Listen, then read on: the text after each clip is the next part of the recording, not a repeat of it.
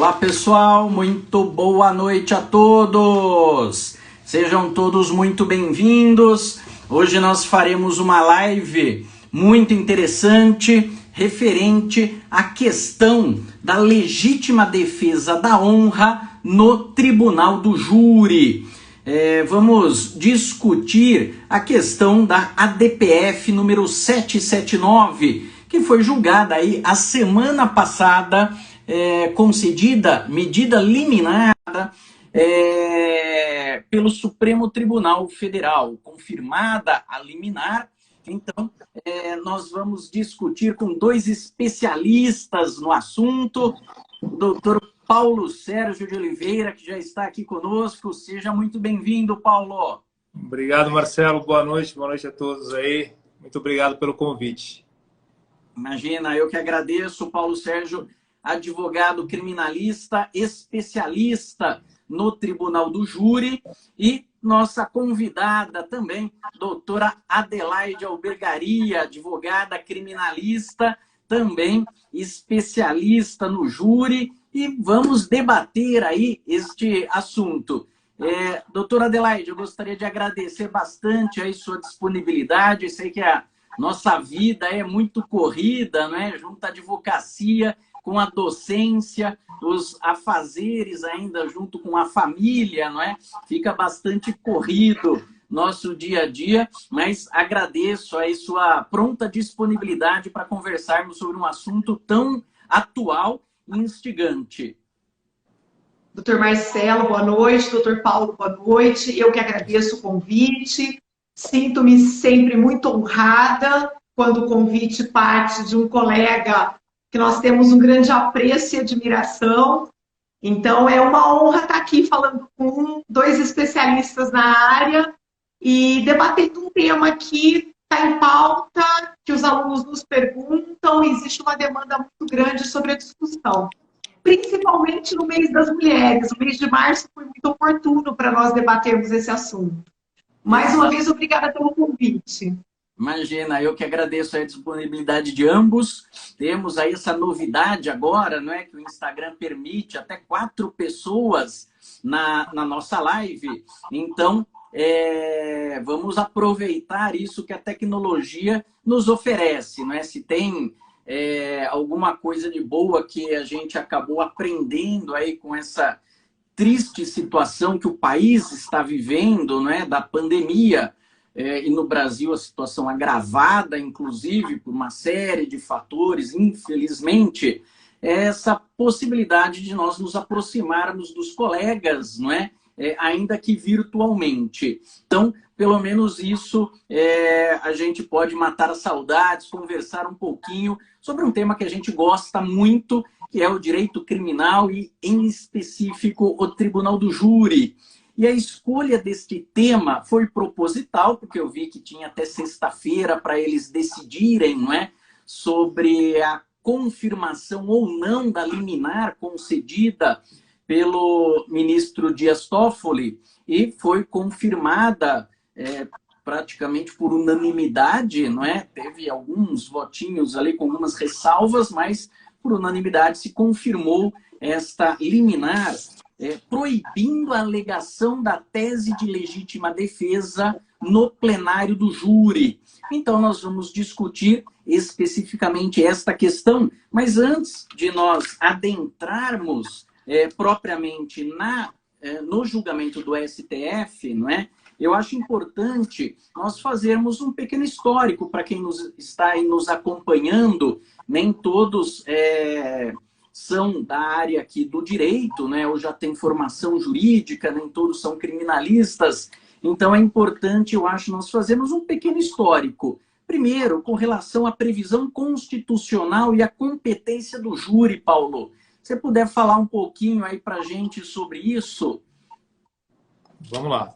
Bom, boa noite, Adelaide. Eu não tinha tido a oportunidade de cumprimentá-la antes. Obrigado aí pela companhia aí. Sempre bom estar com gente muito capacitada por perto. E o Marcelo tem essa característica, né, de reunir boas pessoas em volta dele sempre. Bom, vamos lá. Para a gente tentar traçar uma régua mínima aí de compreensão para aqueles que estão aqui nos acompanhando. Pode ser que existam advogados de outras áreas que, teoricamente, aprenderam isso na faculdade, mas talvez tenha ficado distante esse capítulo específico do direito, né? E também para o leigo, né, que se interessa pelo assunto, porque eu tenho afirmado e reafirmado sempre que hoje não existe um assunto mais em pauta do que o processo penal. É da hora que acorda, da hora que vai dormir, que antigamente a gente falava assim, todos os programas jornalísticos, hoje não. Hoje a Ana Maria Braga fala do direito penal, do processo penal, o Globo Esporte fala do direito penal, do processo penal, a sessão da tarde passa filminhos de processo penal, ou seja, o processo penal, o direito penal está atravessando a vida de toda a população 24 horas por dia hoje. O tempo gasto com o processo penal, hoje, nos meios de comunicação, supera qualquer outro assunto. Sabe, Paulo, que eu costumo brincar, Paulo, dizendo que antigamente todo mundo conhecia o nome dos 11 jogadores de futebol da seleção brasileira. Hoje, todo mundo conhece o nome dos 11 ministros do STF, não é? E para piorar um pouco, não é só conhece, parece que tem uma intimidade tão grande com eles, porque xinga com uma facilidade, critica com uma propriedade algumas decisões, e não que algumas não mereçam críticas, é evidente, mas o que a gente vê aí é assustador, né? Assustador, né? Enfim, é o nosso dia a dia, é o mundo atual. Bem, o Tribunal do Júri ele é reservado para uma fatia de crimes do nosso ordenamento jurídico, né? Para aqueles que não são da área do direito. Nós temos uma previsão constitucional, está lá no inciso 38 do artigo 5º da Constituição, gravado o júri como uma instituição soberana, uma instituição que nós temos como a mais democrática dentro do judiciário, porque é composta pelo povo, né? Os jurados são leigos, teoricamente leigos, né? E o júri ele terá o seu lugar no nosso processo penal toda vez que estiver em julgamento um crime doloso contra a vida.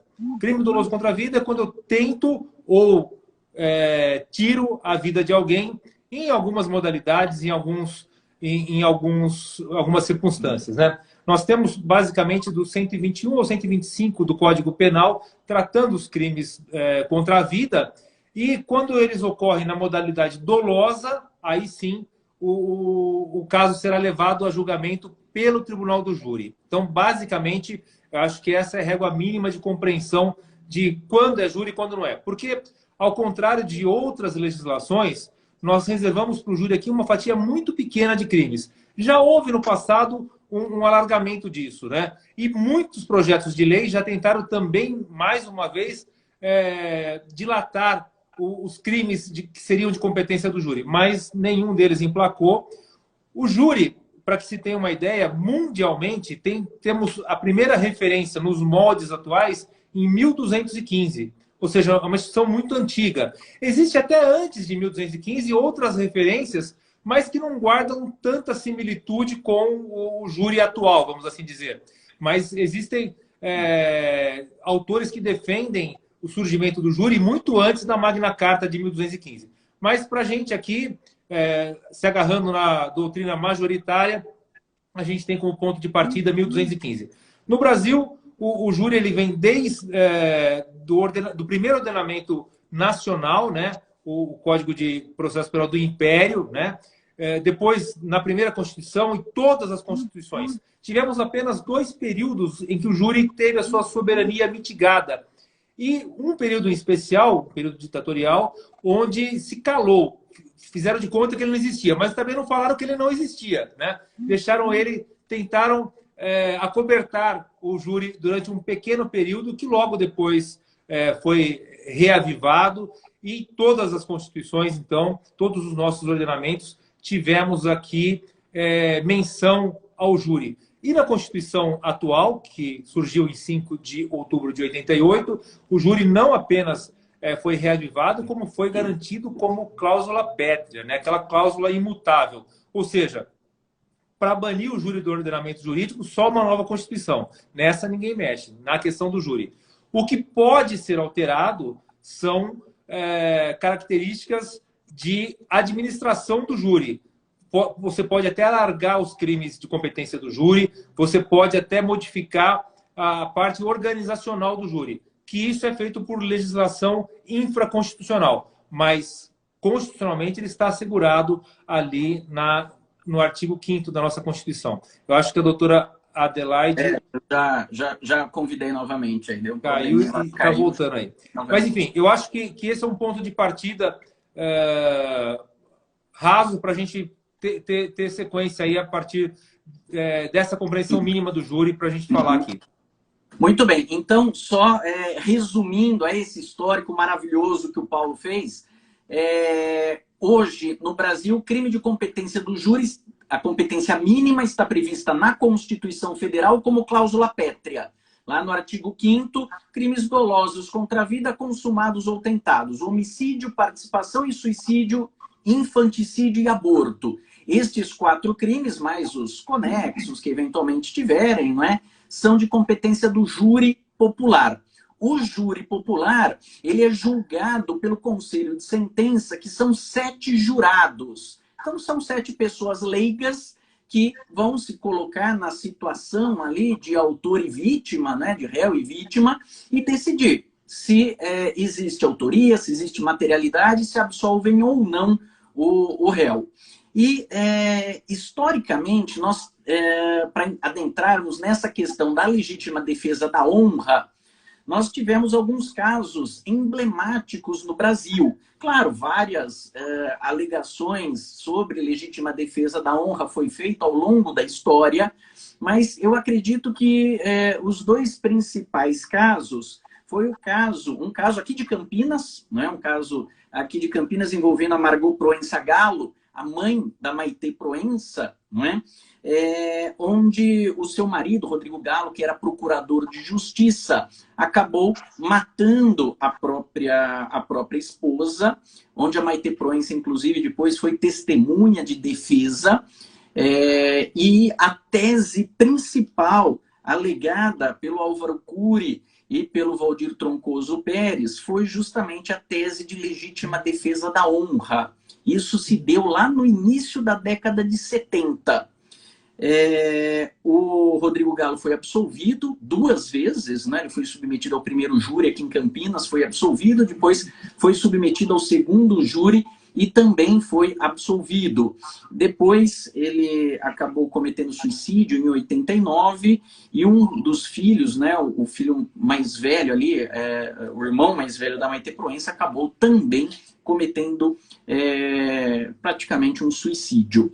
E um outro caso emblemático, que aí eu vou pedir até para a doutora Adelaide comentar um pouquinho depois, foi o caso do Doca Street, que mata a tiros, né, 3 tiros no rosto e 1 tiro na nuca, a Ângela Diniz, e foi defendido no primeiro júri, em 79, por Evandro Lins e Silva, com esta tese também de legítima defesa da honra.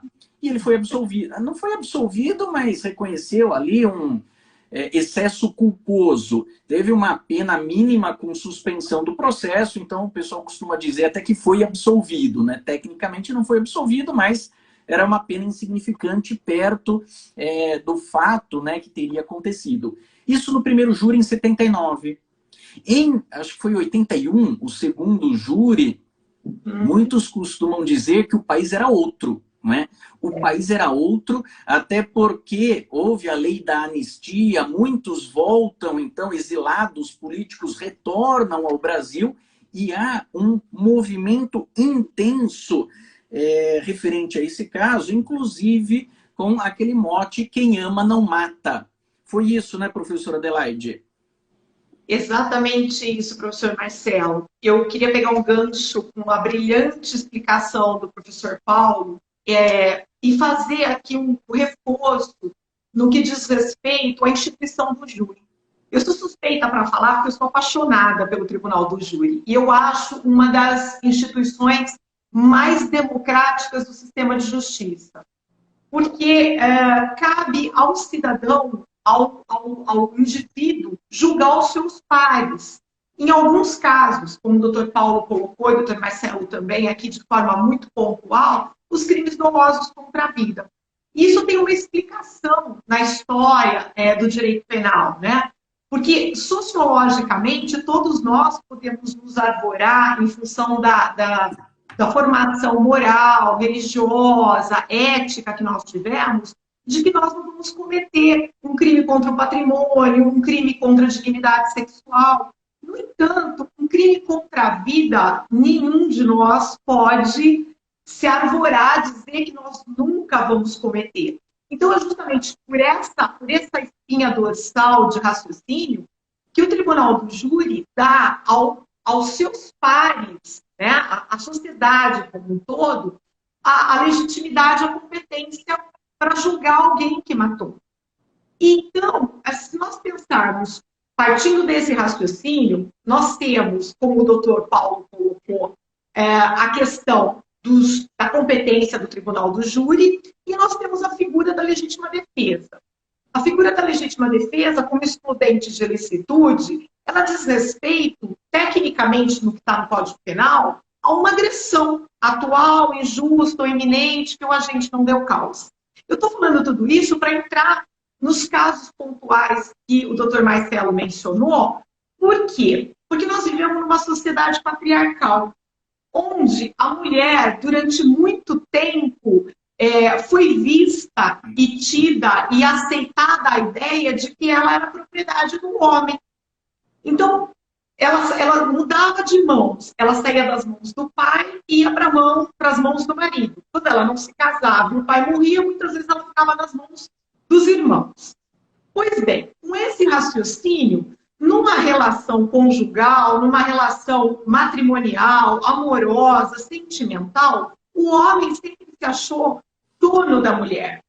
E aí, quando ele tinha a sua masculinidade, a sua virilidade atingida por conta de uma suposta traição, ele se sentia no direito que a sociedade, infelizmente, lhe deu de tirar a vida da mulher. E foi o que aconteceu, tanto no caso do pai da mãe de Proença, como no caso do Doc Street. É interessante porque no caso do Doc Street, no livro que ele escreveu chamado Meia Culpa, ele faz justamente essa autocrítica, essa análise, né, meio forçada de que ele foi vítima de uma sociedade patriarcal que impunha aos homens a obrigação de lavar com sangue a honra manchada por uma mulher que não se submeteu a ser propriedade dele, né? Então, essa tese de legítima defesa da honra, ela foi muito utilizada, e um advogado que eu tenho, assim, verdadeira admiração, é até um paradoxo, mas como advogado eu tenho uma verdadeira admiração, o Valdir Troncoso Pérez, que foi considerado o rei dos tribunais, o príncipe do Tribunal do Júri, e que utilizava com frequência e dentro dos parâmetros da época, com muita maestria, essa tese da legítima defesa da honra, para absolver, né, os homens que matavam as suas companheiras em função de terem sentido a sua honra atacada. E é interessante a gente falar aqui que no Tribunal do Júri, quem julga é a sociedade. Então, se nós temos uma sociedade conservadora, machista, isso se reproduz no resultado, né? Muito embora nós tenhamos aí, ao longo dos anos, uma evolução de mudança de padrão, de pensamento, de comportamento. O professor Marcelo, o doutor Marcelo colocou aqui, interessante a questão do contexto histórico do segundo julgamento do Doc Street, que foi justamente no momento em que o país vivia uma outra realidade. Isso eu costumo falar muito para os alunos em sala de aula, que no direito nada cai de paraquedas, as coisas não caem no texto legal ao acaso. Tudo que está na lei é fruto de um contexto social, das mudanças que a sociedade vivencia. E lá na década de 80 já existia ali um movimento embrionário bastante forte, justamente por conta até de uma mudança na abertura, né? Nós estávamos passando por um período pré-democrático, pós-ditatorial. Então, a gente já tinha ali um movimento embrionário feminista, justamente com o mote quem ama não mata. Né? Em 88, nós temos, então, o advento da Carta Magna, que no artigo 5º, né, inciso 1, preconiza a igualdade de gênero. Todos são iguais perante a lei em direitos e obrigações.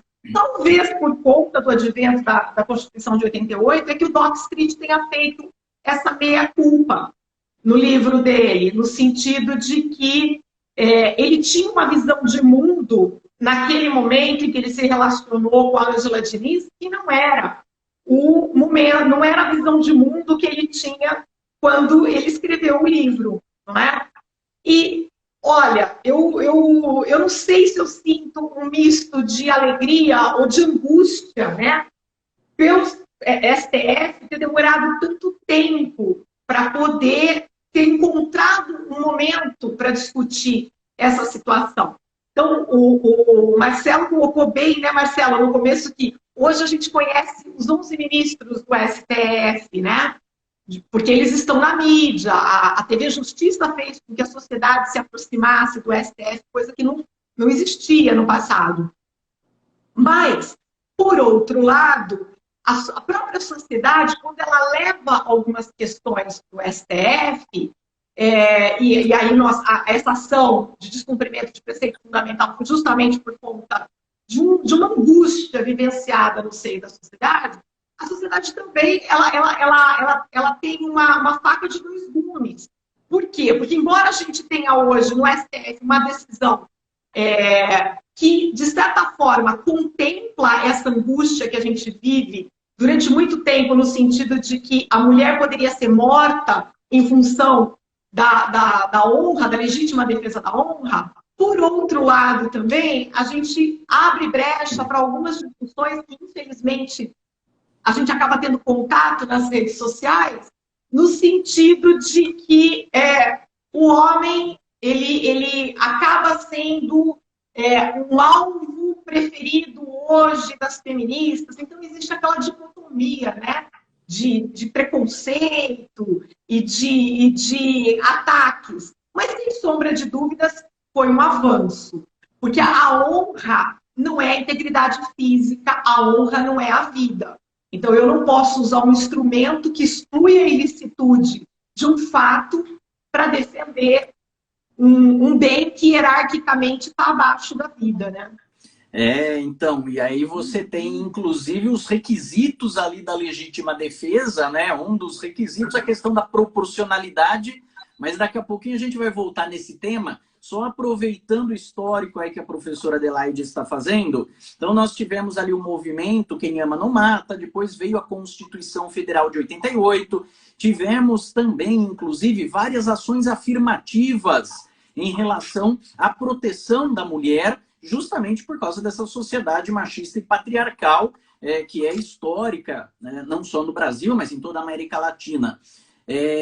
Criação da DDM é um exemplo, né, Delegacia de Defesa da Mulher. Depois, nós tivemos a Lei Maria da Penha, né, a Lei de Violência Doméstica. Mais recente, a inclusão como homicídio qualificado, de forma clara, o feminicídio. E agora, recentemente, a DPF 779, não é? Buscando proibir que se alegue essa tese de legítima defesa da honra. Então, veja que há todo um histórico buscando a proteção da mulher, mas com qual finalidade esse histórico todo? Inclusive, houve questionamento sobre a constitucionalidade ou não da Lei Maria da Penha, da necessidade de uma delegacia específica de proteção das mulheres. Por que isso tudo? Como a Adelaide disse, porque a gente está numa sociedade machista, então há necessidade de se equilibrar a balança. Por isso, toda essa tentativa, né, de proteção das mulheres. Estatisticamente, não se vê uma porcentagem tão alta de mulheres matando o marido. Existe? Claro que existe, não é? Mas a regra é o contrário, né? O homem matando a mulher, a esposa, a namorada, a noiva, quem quer que seja, e muitas vezes por ciúmes, não é? Aí vem, então, agora adentrando, então, propriamente na DPF 779, Marcelo, nós temos... Marcelo, pois não, Paulo. Pois não, se Paulo. me permite, só antes da gente falar da decisão, só dar uma contextualizada nessa situação, você me permite? Sim, claro. Isso? Claro. Só para, eu acho que fica um pouquinho mais claro, o que acontece? Eu, por exemplo, eu advogo há 29 anos. Tenho atuação um pouquinho antes da época, ainda na época da faculdade, então eu me considero alguém que está no Tribunal do Júri há 30 anos. Tá? Nesses 30 anos, eu nunca vi ninguém defender legítima defesa da honra. Eu nunca defendi a legítima defesa da honra. Tá? E para mim era uma coisa assim que tinha ficado realmente no meio do século passado. Uma coisa que para mim, se não tivesse essa discussão agora, eu nem conseguiria imaginar que alguém ainda em 2021 defendesse esse tipo de tese. Para minha surpresa, surgiram os dados nesse julgamento da liminar de que existem muitos casos ainda onde se defende.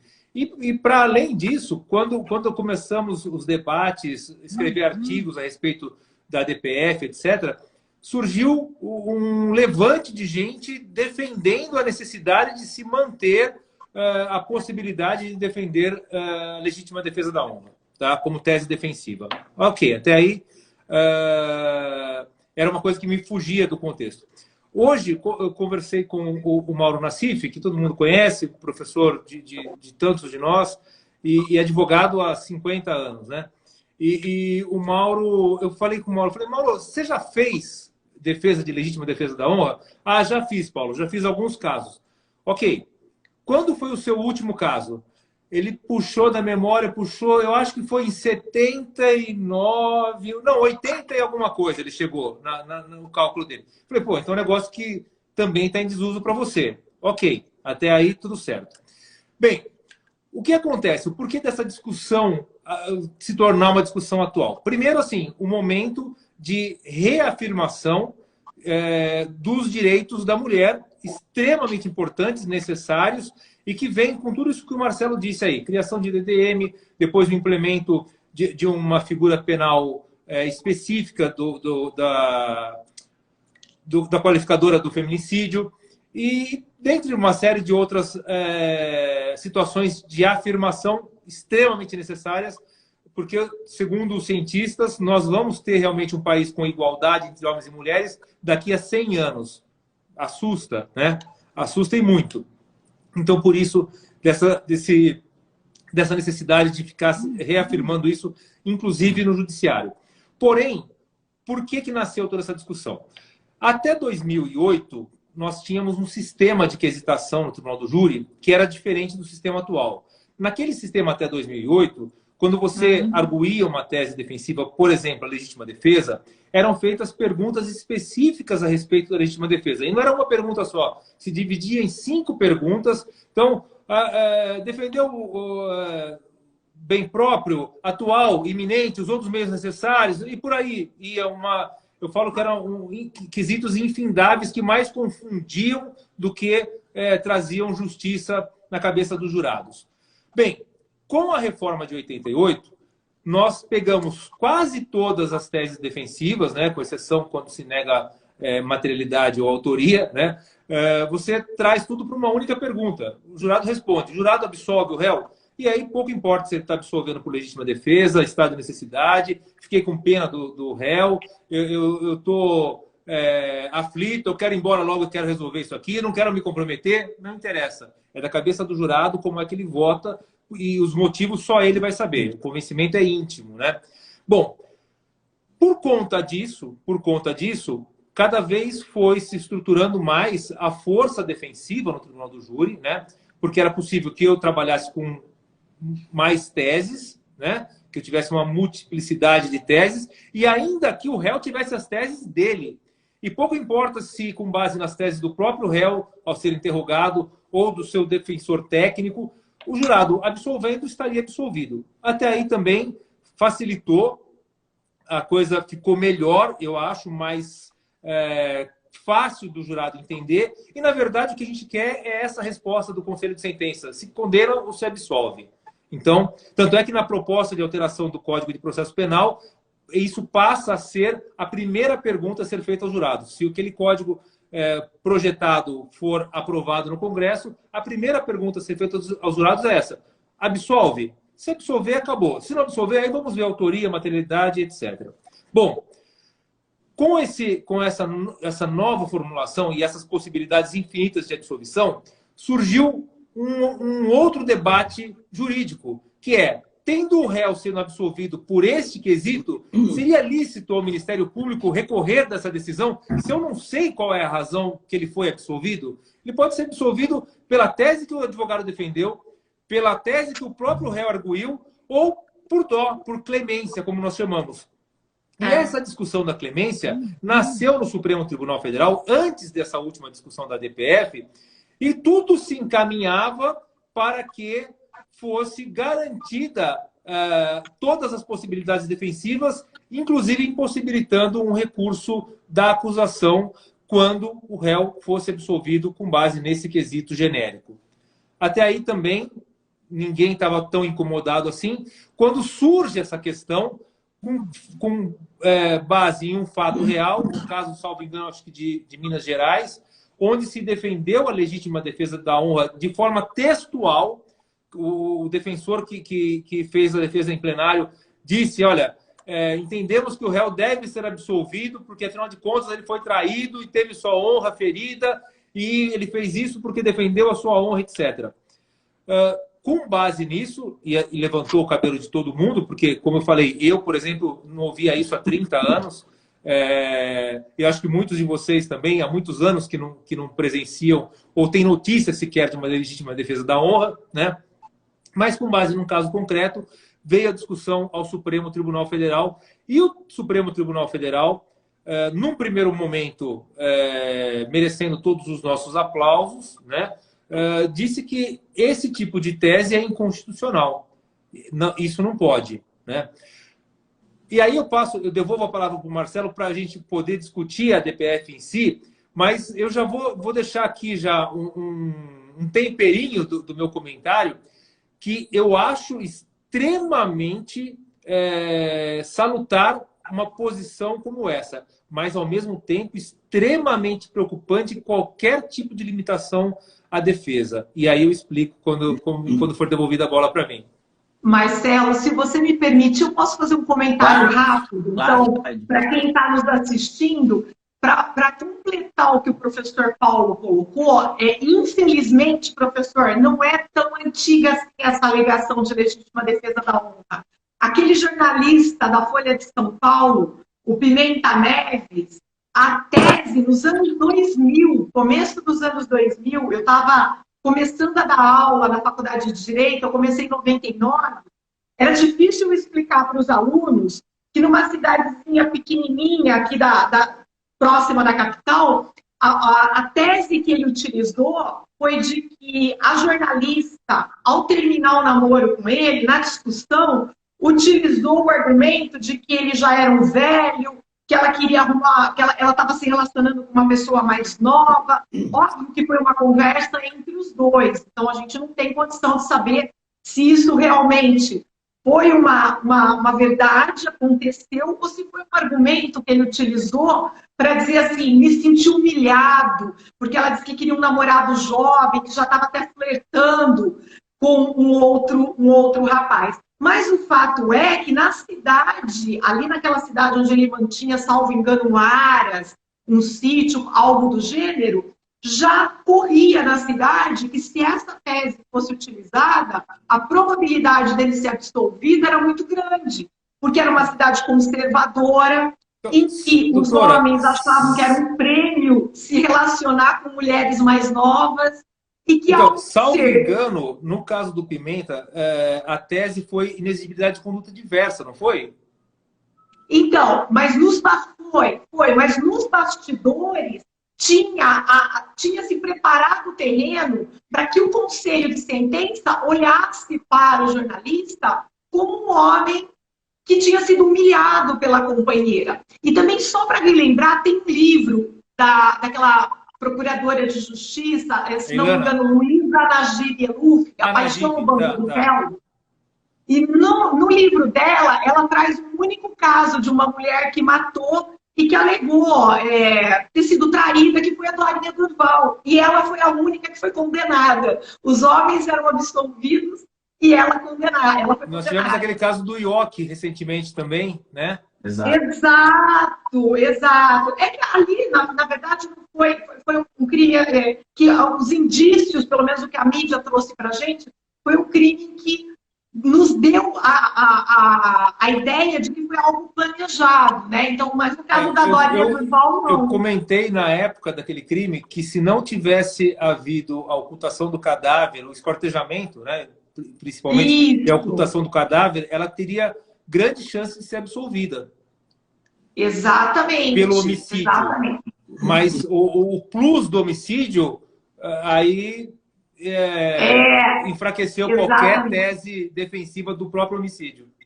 E uma coisa que é interessante também, a gente, se me permite só mais um minutinho, Marcelo, a gente reforçar aqui... Marcelo, vamos juntar um monte de advogado, é isso, né? Exato. Deu a da figura do advogado, não para mais. É importante para aqueles que estão nos ouvindo, estudantes de direito, advogados que não militam na área criminal, porque o que a gente mais ouve não tinha necessidade da criação de uma rubrica no Código Penal para a figura do feminicídio, porque, na verdade, é uma modalidade de homicídio qualificado. Isso é o que alegam as pessoas que acham que é muito exagero, que não tinha que ter DDM, que não tem que ter vara de violência doméstica, que não tem que ter lei Maria da Penha. E aí eu uso um argumento, né, quando normalmente a gente é abordado nesse aspecto em sala de aula, para dizer o seguinte: a figura do feminicídio ela é de extrema importância por uma única razão, para que nós tenhamos notificações dos casos que são em que as mulheres são mortas por serem mulheres, não mortas porque são uma pessoa, né, que qualquer um de nós é sujeito a sofrer uma ação de homicídio, mas foram mortas por serem mulheres. Então, a partir do momento que a gente teve a figura do feminicídio concretizada no nosso ordenamento jurídico, nós passamos a ter um olhar atento para saber quantas mulheres morrem pelo fato de serem mulheres, né? Então, isso é importante a gente colocar também. Sim, exato. Eu vejo que se tem, na verdade, uma preocupação didática do legislador. Por quê? Colocar o inciso 1º do artigo 5º da Constituição, se a gente for analisar, está escrito ali, homens e mulheres são iguais em direitos e obrigações. Ora, essa previsão era totalmente desnecessária, porque no caput já está dizendo que todos são iguais perante a lei. O parágrafo 2º, acrescentar o feminicídio como homicídio qualificado, também era desnecessário, porque isso já é motivo torpe. Então já existiria a qualificadora. Mas o legislador ele quis dar essa ênfase, não é? A necessidade da proteção da mulher.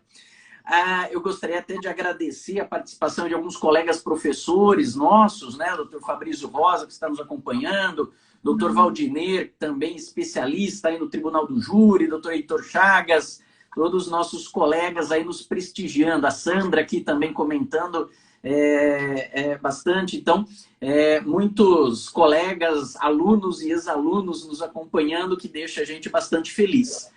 Mas no Tribunal do Júri, no plenário do júri, foi isso que o STF, ele não está dizendo que não tem legítima defesa da honra. Existe, claro, crime contra a honra, alguém te ofendeu, você como retorção imediata tem, não é? Mas aí tem aquela proporcionalidade. Nós estamos tratando especificamente no Tribunal do Júri. No Tribunal do Júri, existem algumas limitações para o Ministério Público durante o plenário. Então, o promotor de justiça, ele não pode se fazer referência à decisão de pronúncia, à sentença confirmatória, né, da decisão confirmatória da pronúncia, não pode fazer menção ao silêncio do réu. São vedações que a legislação traz para o Ministério Público, para a acusação. A defesa não tem essas limitações. E aí vem a questão agora, porque o Supremo Tribunal Federal, com esta liminar, ele estaria limitando a fala da defesa. Então, a defesa começa a ter alguma limitação, que é isso que eu acho que o Paulo está querendo também mencionar. E reforço até, Paulo, concordo com você, eu sou advogado já há um pouquinho mais aí de 2 décadas, né? O tempo vai passando, os cabelos brancos vão denunciando a idade. E assim como você, Paulo, eu também me surpreendo quando alguém alega a tese de legítima defesa da honra no plenário do júri, porque você tem o Ministério Público do outro lado. Não é possível que o Ministério Público não confronte esse argumento da defesa. Eu nunca aleguei essa tese de legítima defesa da honra e fico imaginando hoje um advogado que alegar esta tese, o promotor atropela esse advogado, não é? Então também eu me surpreendi com essa a DPF 779 e qual não foi a surpresa maior ainda quando eu fiquei sabendo também desses dados estatísticos que existe muita alegação ainda de legítima defesa da honra. E eu fico imaginando onde é que está o Ministério Público que está defendendo também os interesses da sociedade. Então, não é só o advogado defendendo interesses... Marcelo, pois não. Mas se você me permite, o que a gente precisa pensar é que o nosso mundo não se restringe ao estado mais rico da federação. Nós vivemos num país de proporção continental.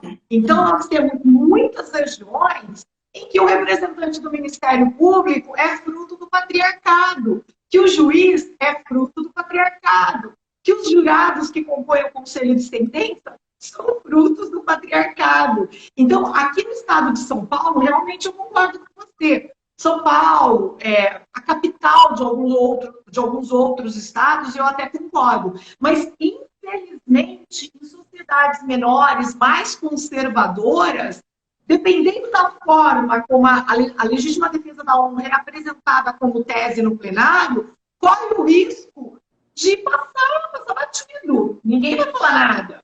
Então, eu me recordo de uma exposição do próprio Valdir Troncoso Pérez, feita em 2006, se não me engano, ele contando casos que ele tinha atuado pelo Brasil afora, né?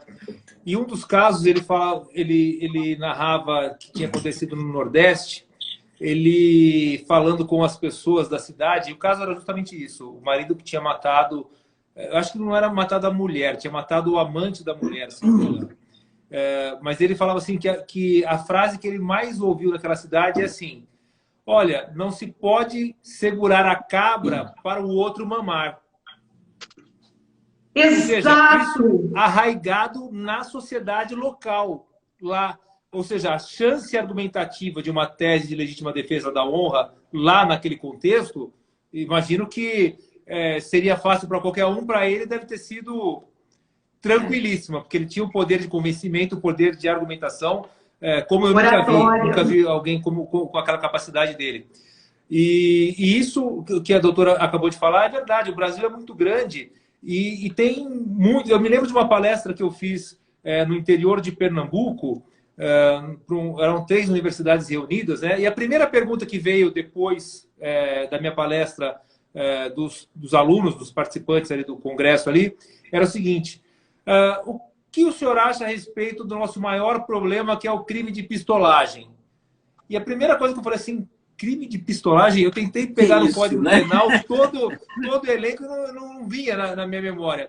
E o que é o crime de pistolagem? São capangas contratados para matar os desafetos. Isso é muito comum naquela região no interior de Pernambuco. Ou seja, o Brasil tem uma dimensão gigante de verdade e que todas essas situações, a gente faz a nossa análise aqui de São Paulo ou de grandes capitais, mas que são distantes da realidade do grande Brasil. Muito bem.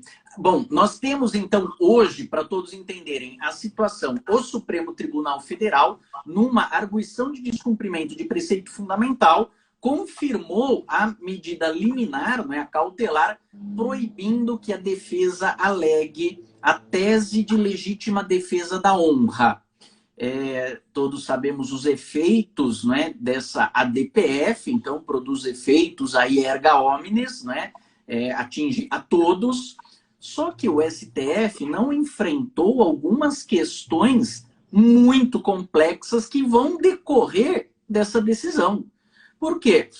Como é que fica a situação do advogado, então, que alega no plenário do júri a tese de legítima defesa da honra? Qual que vai ser a consequência jurídica disso? O advogado, então, ante essa DPF, agora não está tendo mais júri, né, Paulo? Pelo menos aqui no estado de São Paulo está tudo cancelado, né?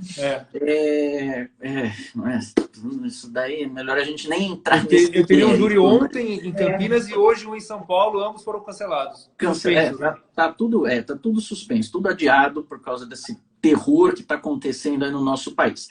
Mas, voltando, tem lá o plenário e o advogado alega a tese de legítima defesa da honra. E vamos imaginar, num primeiro cenário, onde ele alega expressamente essa tese. O que o juiz faz nesse caso? Se nós fizermos uma analogia no que determinou o Toffoli em seu voto, né, eu acho que imediatamente suspende a sessão, dissolve o conselho de sentença e agora... para aí, não tem uma outra consequência, né? Não pode penalizar, então, multar o advogado. O juiz teria, então, houve a alegação da tese de legítima defesa da honra de forma expressa, tô deixando isso claro, porque depois a gente vai ter alguns outros poréns, o juiz tem que dissolver o conselho de sentença. Isso não está determinado. Não está previsto, a interpretação que eu faço a partir do voto dele. Seria o mais lógico o juiz dissolver o conselho de sentença. E dissolver por quê? Por que o juiz não pode simplesmente dizer para os jurados desconsiderarem isso que o advogado falou? Então, mas eles falam em nulidade, né? Isso. E se o juiz disser, os senhores jurados, não considerem isso que o advogado falou. O terceiro quesito, o que é? Então, o jurado absolve o acusado. Marcelo, posso fazer dar uma contextualizada rápida aqui, pegando o gancho naquilo que eu falei no início, que nada cai na lei de paraquedas? Então, vamos lá. A gente tem o Código de Processo Penal, que é de 1941. Rapidamente, a gente tem a Constituição Federal de 88. O constitucionalista é você, eu não quero dar uma de spoiler aqui, mas nós tivemos uma reforma processual de 2008, que alterou, inclusive, todo o contexto do próprio processo penal e do processo do júri. E nós tivemos, eu não me lembro se foi um ano, 2009 a 2010, a vedação expressa no 478 da utilização das algemas no plenário. Por quê? Porque a algema, ela serve para influenciar, para impactar no psicológico do jurado. Nossa, o cara é muito perigoso, ele está algemado, chegou aqui feito uma fera. Está condenado, né? Vai com o jaleco algemado, está condenado. Está condenado. Eu não sei se vocês se lembram, mas a vedação expressa no Código de Processo Penal para não se utilizar algemas durante o plenário foi em função do julgamento que teve aqui no estado de São Paulo, em que não tinha policial suficiente, aí o réu ficou algemado, o advogado alegou a influência das algemas como tese defensiva, enfim. Bom, por que eu estou falando isso? Porque a questão da legítima defesa da honra, na maioria das vezes, ela não é utilizada de forma expressa. É por isso que o doutor Paulo falou, olha, eu não tenho contato, a maioria dos advogados podem até dizer a mesma coisa. O problema é que ela é usada de forma subliminar. Então, existe uma forma de se utilizar, de se apresentar a legítima defesa da honra para os advogados, depreciando o comportamento da vítima, acabando com o comportamento da vítima, falando do comportamento dela como mulher, do comportamento dela como esposa, das roupas que ela usava, dos lugares que ela frequentava. E aí a gente deságua no último quesito, nos quesitos lá, né? O jurado absolve o réu. Então, o que acontece? Muitas vezes, de forma subliminar, essa tese é apresentada para que o conselho de sentença, e às vezes formado até por mulheres que pensam dessa forma, fiquem com pena. puxa vida, coitado, cara, essa mulher também fez dele gato e sapato, olha só, ele era humilhado. Então, eu particularmente, eu vejo essa decisão na ADPF como um avanço no sentido de que, constitucionalmente, nós temos lá a previsão no artigo 5º, inciso 38, da plenitude de defesa no Tribunal do Júri. Só que a plenitude de defesa, ela não pode esbarrar num princípio fundamental que é a dignidade da pessoa humana. A partir do momento que, para defender uma pessoa, eu vou utilizar de argumentos que acabam com a imagem dela, com a honra dela como mulher, como companheira, como profissional, eu estou dentro do direito numa luta de hierarquia, de balanças. De um lado eu tenho a vida, do outro lado eu tenho a pseudo-honra do homem que matou. Então, eu vejo com bons olhos essa decisão no sentido de que agora, ao juiz-presidente do Tribunal do Júri, vai ficar mais fácil coibir alegações depreciativas para o comportamento da mulher.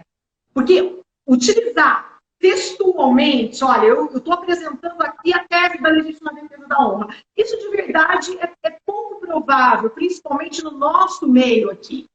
Mas a forma de atacar o comportamento dela, o comportamento da vítima, isso acontece. A gente sabe que não só no Tribunal do Júri, né? Sempre que a mulher ela é alvo de uma disputa, seja ela judicial na vara de família ou, né, em outras esferas, o comportamento dela, num dado momento, é sempre utilizado como um artifício para fazer a defesa de uma tese. Então, talvez nós vamos enfrentar isso daqui para frente. Essa questão de se dissolver o conselho de sentença sob pena de nulidade. Por quê? Porque nós estamos diante de um julgamento em que a vítima que está morta passa a ser ré. Vira ré no processo. Né? É o que eu falei. Eu acho extremamente lúcido, lógico e legítimo essa declaração de inconstitucionalidade. Porém, como a gente já viu de tudo nesse país aqui, eu acho o seguinte: portão que passa boi, passa boiada. Vou usar esse jargão aqui. Por quê? A partir do momento que começa a de alguma forma, amputar, e essa me parece, vou repetir, extremamente legítima, extremamente necessária, mas não deixa de ser extremamente preocupante também. Porque você começa a dar outras possibilidades, seja pela via transversa do ativismo judicial, ou seja mesmo pela grande criatividade dos nossos legisladores, que o que não falta é criatividade ali dentro, né? Falta técnica, mas criatividade tem bastante. De começar a fazer novas sugestões de limitação de defesa. E aí nós vamos beirar na outra inconstitucionalidade, porque a Constituição garante a plenitude de defesa no Tribunal do Júri, né? Então, se você falar assim, Paulo, então qual seria a solução adequada? Confesso que eu não tenho essa solução adequada, porque é muito difícil você conseguir equilibrar dois pontos que me parecem extremamente lúcidos e necessários, que é... Dr. Paulo, pois não. Eu arriscaria dizer que talvez a solução para esse problema, em função da decisão proferida na ADPF, fosse uma alteração no Código de Processo Penal. A exemplo do que nós temos hoje, com a proibição do uso de algemas, porque as algemas induzem os jurados, nós poderíamos ter uma alteração no Código de Processo Penal no sentido de proibir expressamente qualquer alusão ao comportamento da vítima, em se tratando de mulher, em se tratando de um não sei como é que seria a construção, mas uma vedação expressa, lá no 478, no 479, limitando aquilo que eu posso falar no plenário. Então, a exemplo do que a gente tem lá, né? Não fazer menção à decisão de pronúncia. Isso foi um avanço, porque para a gente era uma angústia. ir para o plenário do júri e o promotor pegar a decisão de pronúncia, deitar e rolar com a decisão de pronúncia. Então, eu entendo também, como eu disse, que você tem do outro lado o promotor de justiça para defender aí os interesses da sociedade, da vítima, e existe uma limitação para o promotor. O problema é que, para a defesa, a Constituição Federal, no meu modo de ver, proíbe a limitação. Então, se o advogado quiser falar que o réu foi abduzido por alienígena, ele pode falar, não é? E você tem um problema que é aquilo, por isso que eu perguntei primeiro, né? Se o advogado alega de forma expressa, o juiz dissolve o conselho de sentença. Também entendo que vai ter que ser dessa forma ante a decisão do STF. Agora, se o advogado faz isso de forma velada, de forma subreptícia, e o promotor entende que está acontecendo uma alegação de legítima defesa da honra, o promotor vai pedir para consignar isso em ata, e o juiz entende que não é caso de dissolver conselho de sentença, mas pode ter recurso e anular esse júri. E aí, um outro problema também prático, é que nós vamos acabar enfrentando isso no dia a dia. Como é que se alega a tese de homicídio privilegiado? Como que então, pegando o exemplo aí bem machista, Adelaide, o homem chega lá em casa, vê a mulher na cama com outro, diz que foi tomado, então, pela ira, pela raiva e matou a mulher. O advogado pode não tentar pleitear a absolvição com a tese de legítima defesa, mas pode tentar o privilégio do parágrafo 1º do artigo 121. E isso o STF não veda, não é? Não há essa vedação. Não, eu concordo, Marcelo, mas veja, a violenta emoção parte do pressuposto de que o ser humano não é uma régua. O ser humano é uma caixa de emoções. Então, desde que não se coloque essa violenta emoção como algo que legitime, eu matei porque, não porque eu fiquei nervoso, porque eu fiquei irritado, porque eu fui ofendido, mas porque ela estava com outro, né? Então, veja, na verdade, a minha forma de enxergar essa decisão, ela passa pela técnica legal, mas ela vai no âmago da questão que é social, é sociológico. Você bem colocou que, por clemência, o jurado pode absolver o réu. Então, eu posso, numa alegar legítima defesa da honra, eu posso não falar nada do comportamento da mulher. Mas eu posso fazer menção de que o réu, coitado, é infeliz, né? Um infeliz. E aí o jurado. Sim, exato. Sim, eu preciso falar com a única palavra. É esse o problema prático que eu vejo. Porque se o advogado, o fato, a denúncia, né, tem que narrar o fato. E aí o próprio promotor já vai ter que contextualizar um pouco isso. Ao longo do processo, o fato vai ser contextualizado. E aí o homem chegou, viu a mulher lá com outro na cama, a mulher falou, transo mesmo, porque você... E aí fala um monte de despropósito para ele, ele perde a cabeça, mata a mulher. Como o advogado vai, na prática, alegar o privilégio sem esbarrar na honra? Eu vejo com tranquilidade, Marcelo. Eu vou falar assim de situações pelas quais eu passei. Eu já fiz alguns casos em que pesava a acusação de feminicídio, e 2 em especial nós tivemos o resultado do homicídio privilegiado, ou seja, afastou a qualificadora do feminicídio, né? E os jurados entenderam que teria ocorrido um crime privilegiado, portanto a pena foi reduzida. Mas nesses 2 casos que eu participei, nem são tão antigos assim, coisas de 2 ou 3 anos atrás, a gente tentou assim, demonstrar, primeiro, afastar com muita clareza o feminicídio. Como que a gente faz isso? Explicando o que é o feminicídio.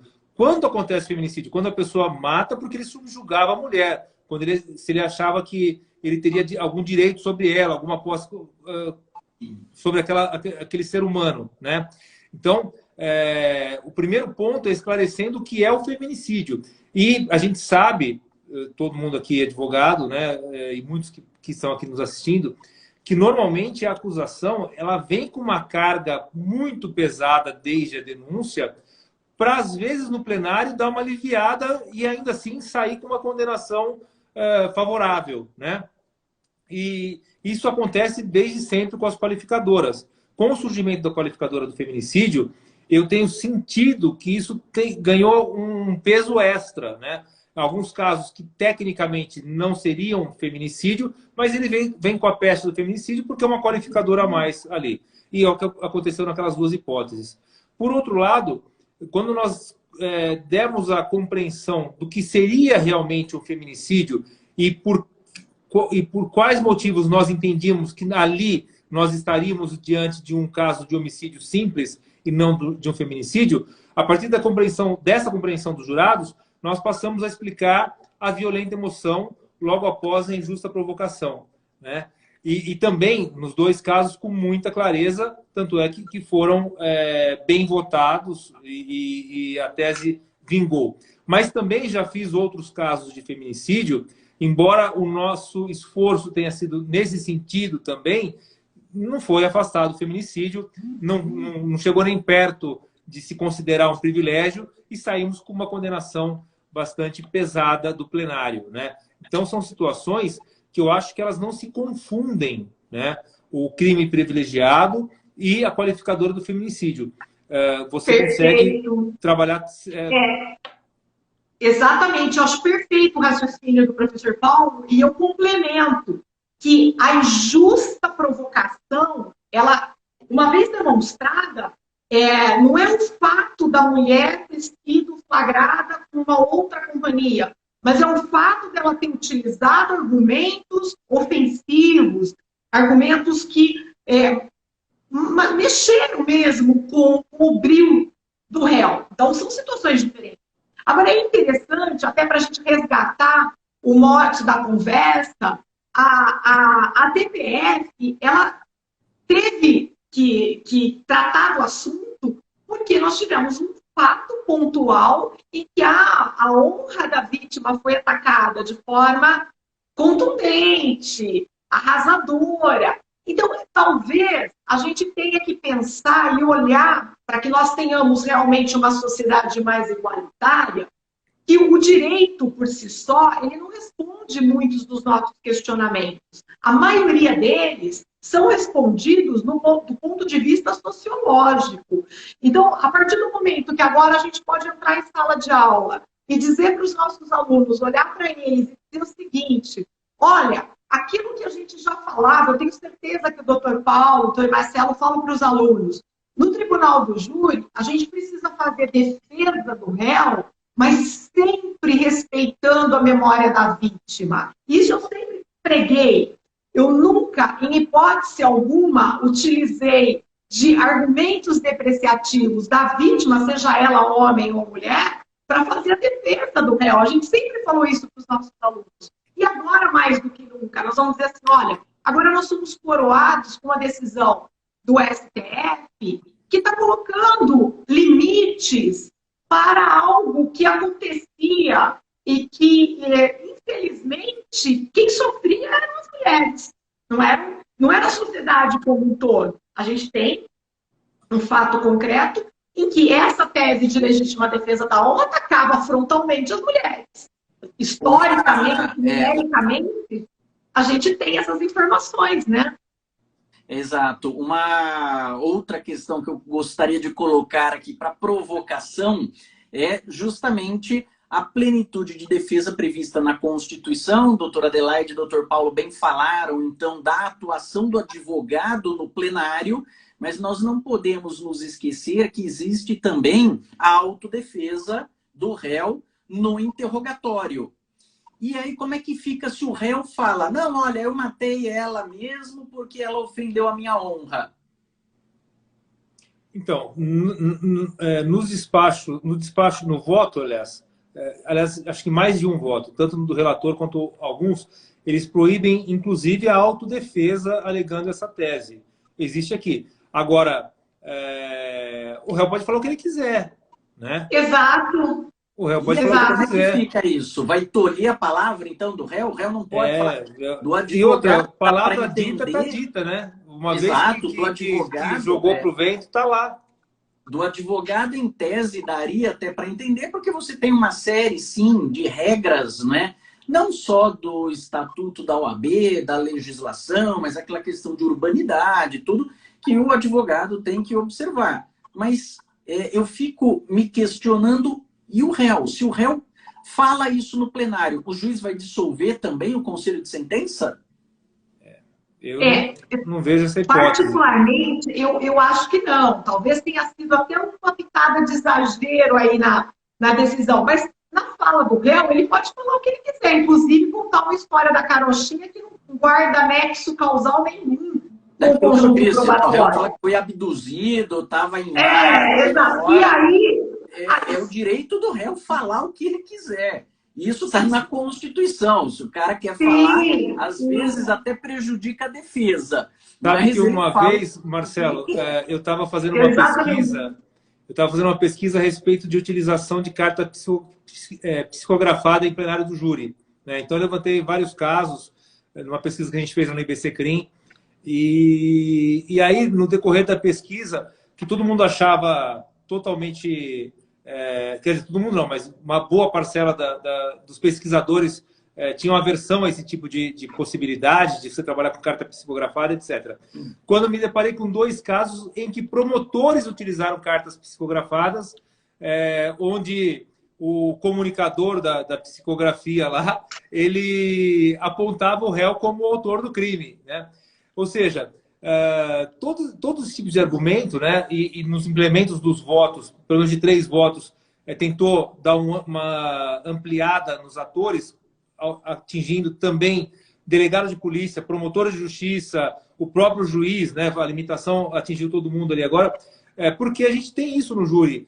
Às vezes nós nos surpreendemos com um dia X do promotor em que ele está totalmente favorável a um pedido de absolvição que nem nós esperávamos. Às vezes a gente se prepara para ir tentar afastar uma qualificadora e, surpreendentemente, o promotor chega lá e fala assim, olha, eu vou pedir a absolvição do réu. E você concorda, evidentemente. Então, são situações que podem surgir no plenário e não adianta, a gente fala desde sempre, né? Não adianta mudar a lei que a realidade não muda, né? Você tem que ir afinando aos poucos. E o que está fazendo, declarando a inconstitucionalidade é, de forma transversa, legislando, né? O Supremo Tribunal Federal está legislando, nesse caso, dizendo que não pode isso, né?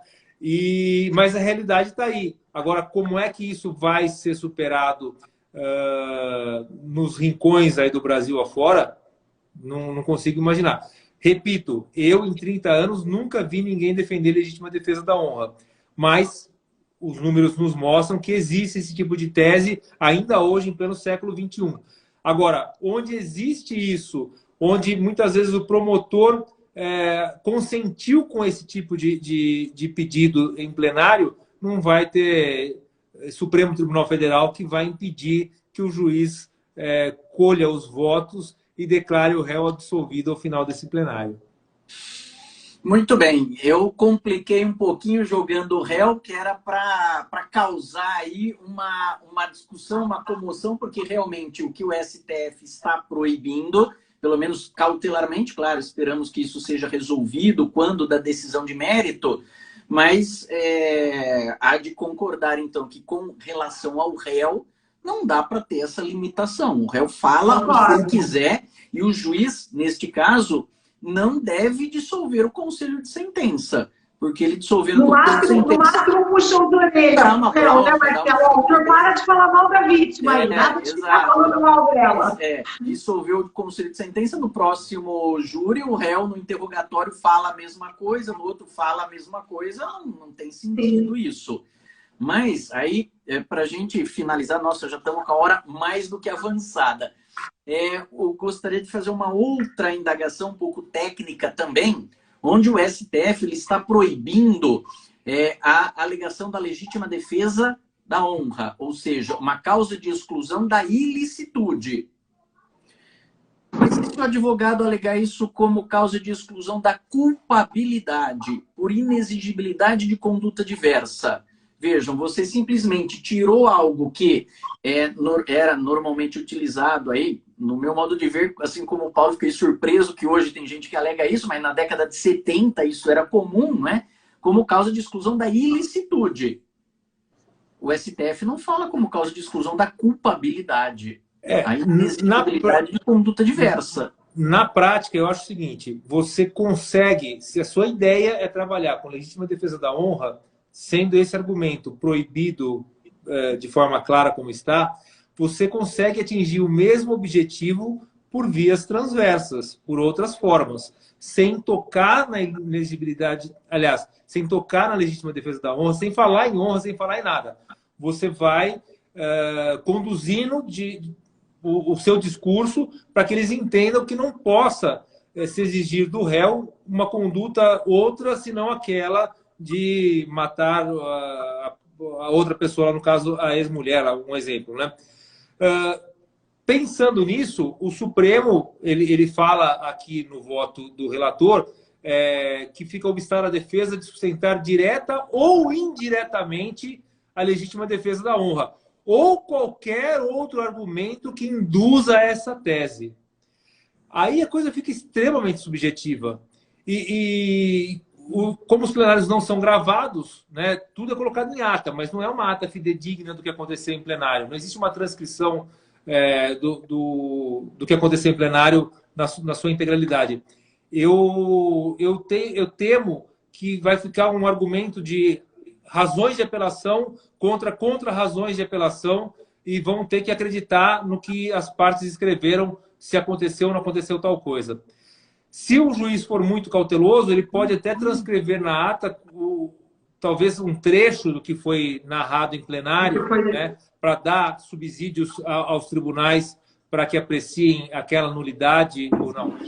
Por outro lado, se nós pensarmos que nulidade é um tema que praticamente não se trabalha, ou pelo menos não se reconhece em nível superior, no STJ e STF, nulidade é coisa raríssima. Eu falo que é mais fácil encontrar um diamante rosa, um diamante azul no meio de uma montanha do que encontrar uma declaração de nulidade no STJ e no STF no ano de 2021, né? Eu não sei como que isso vai ser tratado na prática, não, Marcelo. E volto a falar do meu temor. Eu acho que, deixando essa possibilidade em aberta, nós temos muito mais que nos preocupar com amputações defensivas vindouras do que propriamente um resguardo da dignidade da pessoa humana, que é necessário, repito, que é motivo de júbilo, de aplauso, a preocupação com o que está acontecendo com as mulheres. Muitas mulheres estão sendo mortas. Alguma coisa precisa ser feita e cada vez mais. Agora, se esse é o melhor caminho, eu tenho dúvidas. Eu gostaria de completar, Paulo, Marcelo, dizendo que, por óbvio, essas questões de ordem pontual, nós vamos saber como enfrentá-las quando efetivamente as coisas forem acontecendo. Mas eu repito que vai ser inevitável uma mudança na legislação processual. Porque nós temos ali o 478 e 479 põe limites para o plenário. Então, o plenário hoje não é mais livre, totalmente amplo, como era antes da reforma em 2008. E aí, quando a gente fala em inexigibilidade de conduta diversa, uma única frase no plenário do júri é capaz de traduzir essa tese. Basta nós indagarmos dos jurados se ele, na qualidade de réu, diante de toda aquela história que foi contada, se ele agiria daquela maneira. Então, muito provavelmente, o excesso de zelo do STF, que pode nos dar a impressão de cerceamento ao limite de defesa, é no sentido de efetivamente dar uma resposta para a sociedade, no sentido de que no plenário não pode ser um vale-tudo. Eu não posso, mesmo defendendo o júri como a instituição mais democrática que nós temos no nosso sistema de justiça, Eu não posso defender a ideia de que pode valer tudo, no sentido de, em nome da plenitude de defesa constitucional, absolver o réu que está ali. Por quê? Porque existem limites éticos, existem parâmetros que precisam ser seguidos. Quando a gente fala em plenitude de defesa, é dentro do contexto constitucional, é respeitando a dignidade da pessoa humana. Porque se nós não respeitarmos a dignidade da pessoa humana, a instituição do júri, com previsão constitucional, cai por terra. Então, eu reconheço, como o professor Paulo colocou com muita propriedade aqui, o professor Marcelo, que o Supremo ele deu uma exagerada, ele jogou ali algumas pitadas que, num olhar técnico, ele pode ser preocupante para aqueles que exercem advocacia criminal, em especial no plenário do júri. Mas eu acho que a gente pode começar a fazer essa discussão onde ela realmente tem que surgir, que são os bancos das faculdades. Porque é ali que nós vamos formar quem vai estar lá como promotor, como advogado, fazendo defesa e acusação. É só assim que eu acho que a gente pode mudar a nossa sociedade, mudando a cabeça daqueles que nos ouvem em sala de aula. Sem dúvida. Eu acho que, na verdade, isso começa até antes, na família mesmo, quando criança, não é? Por isso que a surpresa, muitas vezes, de se ouvir hoje, não é? Teses como essa de legítima defesa da honra. Mas aí gera essa série de dúvidas e problemas que nós tentamos debater na live de hoje, demonstrando aí toda a evolução histórica dessa tese, das mudanças sociais, como bem disse a professora Adelaide, e a preocupação do Paulo, não é? Nessa limitação do poder da defesa se manifestar livremente, e aí chegamos aqui num consenso do problema que pode, de repente, ser trazido pelo próprio réu no seu interrogatório e de outros argumentos aí, não é? Como o próprio quesito da absolvição, a questão da inexigibilidade de conduta diversa. Então, ainda tem muita água para rolar, tem muito estudo e debate para ser feito a respeito dessa ADPF, que por enquanto foi em sede de liminar. Acredito que vai ser confirmada no mérito, não é? É uma das poucas vezes que o STF está tendo unanimidade, né? Foi isso. Conseguiu unir o STF. Pois então, tá tudo 6-5, né? Por um lado ou para o outro. Esse tema, pelo menos, se teve unanimidade do STF, mas vamos ver como que no mérito eles resolvem isso. E a discussão que nós temos, né, nessas lives, nos debates, nos artigos e em sala de aula, é justamente para se aprimorar cada vez mais o nosso direito, né? Então, esse estudo de casos que nós estamos fazendo é nessa intenção, não que um seja o dono da verdade, de forma alguma, somos todos aí democráticos, sabemos ouvir a opinião do outro e respeitar. Não é porque alguém tem opinião diferente da minha que é meu inimigo. Então, é dessa forma que a gente cresce, não é? Ouvindo os outros, argumentando, debatendo, e se há alguma falha na decisão do STF, a gente levantando, apontando para aprimorar, para melhorar. Esse era o nosso intuito nessa nossa live de hoje.